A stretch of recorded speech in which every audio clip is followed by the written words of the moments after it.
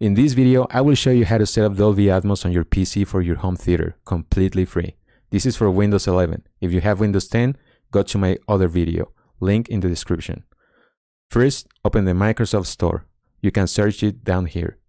Then, search Dolby Access and install the app. Once installed, just open it and go to Products tab. Here you will find two options, Dolby Atmos for headphones, which you have to pay for some reason, and Dolby Atmos for home theater, which is completely free, so we click that. Then click Go to Settings. Here go to Output and select your home theater, and click the little arrow right here. In Output Settings, where it says Format, select Dolby Atmos for home theater. Then in the Spatial Sound area, select Dolby Atmos for home theater. Finally, you can choose to turn on the Channel Upmixer if you want.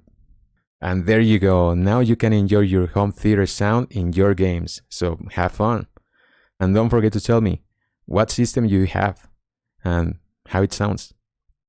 If you like this video, leave a comment and click the like button. That helps me a lot. For more tutorials like this, consider subscribing and I'll see you in the next video. Bye.